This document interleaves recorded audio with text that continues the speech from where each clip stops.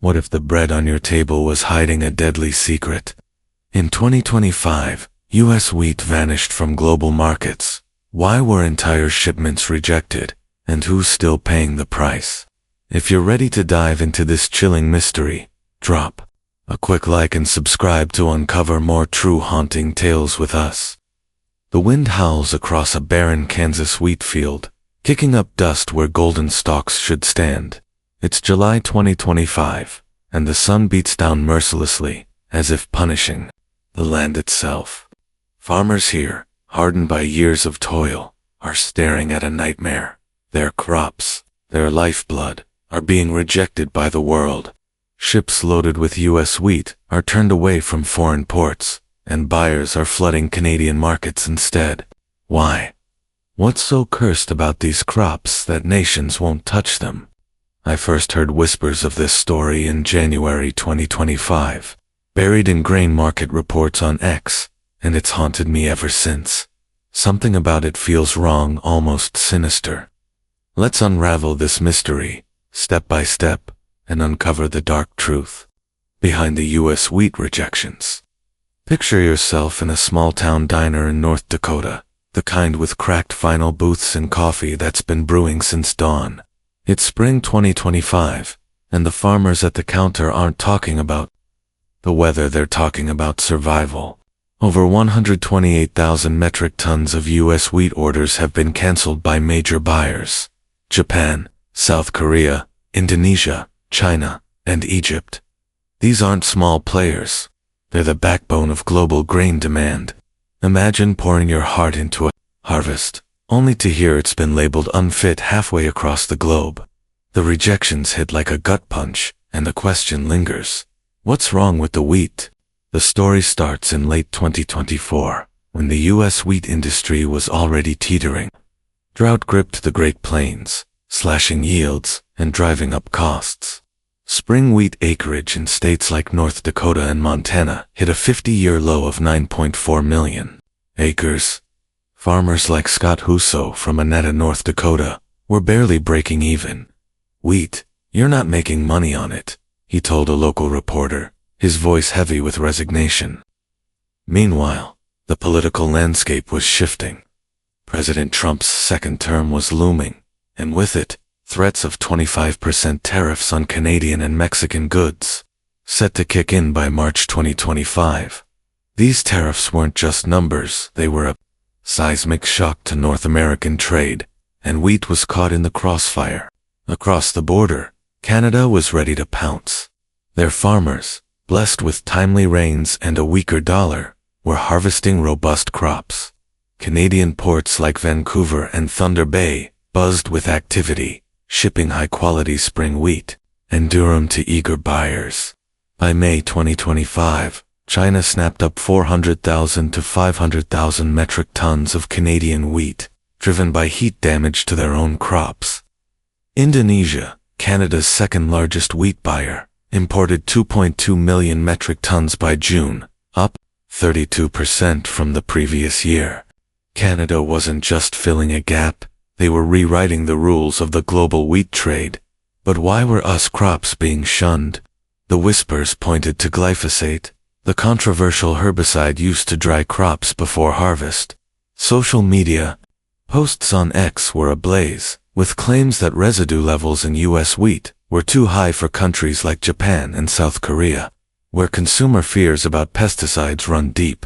These nations set near-zero tolerance for glyphosate, and when tests flagged U.S. shipments, they didn't hesitate to cancel. In Japan, a country obsessed with food purity, millers who'd relied on US hard red spring wheat for decades turned to Canada's cleaner, more reliable supply. The rejections weren't just business, they felt personal, like a betrayal of trust.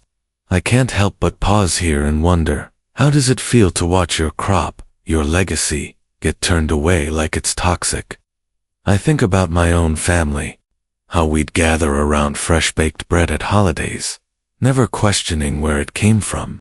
But for these farmers, every loaf is a reminder of what's at stake. The glyphosate issue wasn't new, it had been simmering for years. A 2013 scare, when unapproved Monsanto GMO wheat was found in Oregon, cost us farmers millions and lost exports. That ghost still lingered in 2025, fueling fears of contamination. No hard evidence of GMO wheat surfaced this time, but the suspicion was enough. Buyers like Egypt, which bought 3.8 million metric tons in a single tender, leaned on Canada and Russia instead. Let's zoom out for a moment. The global wheat market in 2025 was a high-stakes chess game. Production was projected to hit 808.5 million metric tons, but the U.S. share was shrinking. Wheat futures in Chicago and Kansas hit contract lows. Chicago winter wheat closed at $555.60 in May, down 48 cents on the week. The stronger U.S. dollar made American wheat pricier, while Canada's weaker currency gave them an edge. Add in the U.S.-China trade war, reignited by Trump's tariffs, and Chinese buyers had every reason to avoid American goods. Canada's wheat, free of trade drama, was the safe bet. Imagine standing in a Montana field, your boots sinking into cracked earth, staring at unsold grain. Your neighbors across the border are cashing in, their ships sailing to markets you used to dominate. It's not just business, it's your family's pride, your town's heartbeat.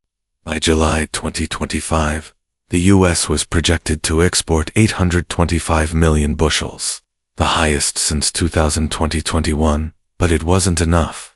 Canada, with 26.2 million metric tons exported to over 80 countries, was cementing its place as the third largest wheat exporter for the second year running. Their success wasn't luck, it was strategy, built on quality and trust. The environmental angle deepens the mystery. Drought wasn't just a U.S. problem, it hit Canada too. But Canada got lucky with late rains, boosting yields to near record levels. The U.S. wasn't so fortunate. Dryness in the Great Plains left spring wheat brittle and subpar, failing export standards. The World Resources Institute warned that by 2040, nearly 3/4 of global wheat production could face drought risks.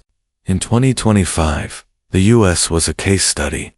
Buyers didn't want grain that looked stressed, they wanted Canada's golden harvests. Now, picture yourself in Winnipeg, Canada's grain capital. In May 2025, the air hums with opportunity. Traders are sealing deals with Asian buyers, and farmers are planting more wheat, spurred by tariffs on canola that made it less profitable. Across the border, U.S. farmers are grim. I read about a Saskatchewan farmer, Bill Prabelski, who was already reeling after 2 grain companies went bankrupt, leaving him unpaid. For us farmers, the rejections were another blow. Where do we cut expenses? Prabelski asked. It's the kind of question that echoes in your bones, making you wonder if the land itself is turning against you. The trade war added fuel to the fire. Trump's tariffs didn't just hit Canada, they backfired on us farmers. Soybean exports. 2. China had already crashed in 2020, forcing farmers to pivot to wheat. But with wheat now facing rejections, the pivot felt like a trap.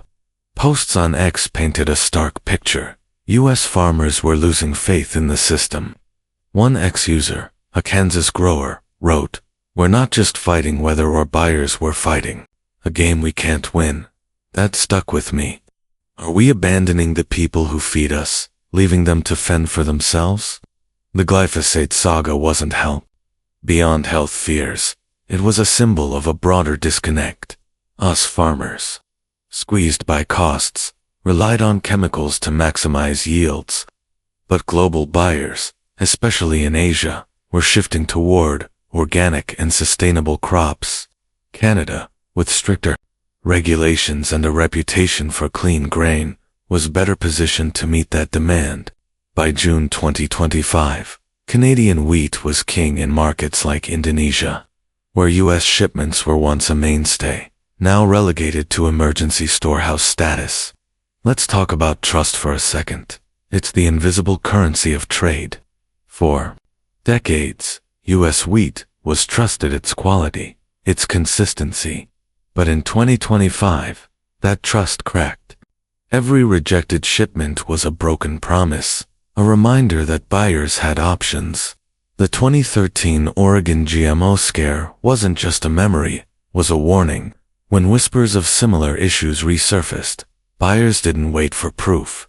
They jumped ship to Canada, whose modernized ports and rigorous testing ensured every ton met standards. The U.S., meanwhile, was playing catch-up, its testing patchwork and its messaging muddled. The human cost was what hit hardest. In towns like Annetta, North Dakota, where Scott Huzo farmed wheat, wasn't just a crop, it was identity.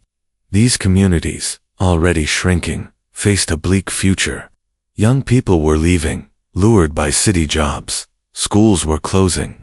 The rejections weren't just economic, they were existential.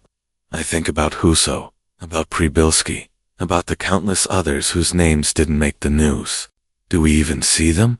Or are they just numbers in a balance sheet, collateral in a global game?